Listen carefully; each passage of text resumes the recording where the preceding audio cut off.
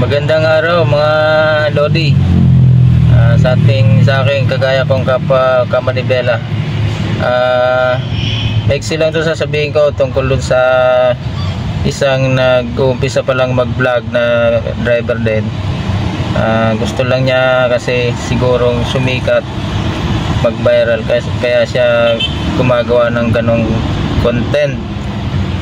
Pero marami naman dapat i-content na hindi dapat ganon. Yung mga magandang content pa, nakakapulutan ng magandang aral sa kapwa nating mga driver kagaya dun sa mga beginners. Mas magandang content na lang yung ating i-content kasi para mas masarap sa pakinig ang kapwa nating mga driver. At saka dito sa Manibela, hindi natin kailangan magyabangan kasi sa totoo lang wala naman talagang magaling na driver pagdating sa Manibela. Dahil yung pag dumating yung time na aksidente or naka-aksidente, yun ang masasabi ko, hindi magaling na driver. Kasi nga yung aksidente parang magnanakaw yan, biglang dumarating, biglang sumusulpot. Kaya sa'yo Lodi, idol, hindi ko na babanggitin yung pangalan mo, pero alam ng karamihan niya kung sino yun.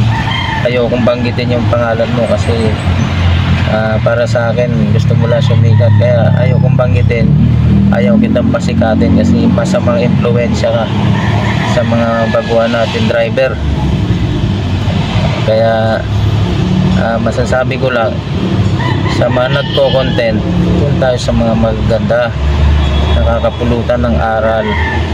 At saka ang pinakang talagang magaling ay si Lord, walang iba.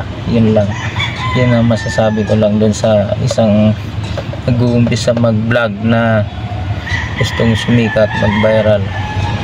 Ako, nagbablog din ako, nag-umpisa rin ako mag-vlog, pero mas pinipili ko na ang i-content ko yung doon tayo sa may kakapulutan ng aral or kung anuan, basta mas maganda yung i-content, yung maganda na lang.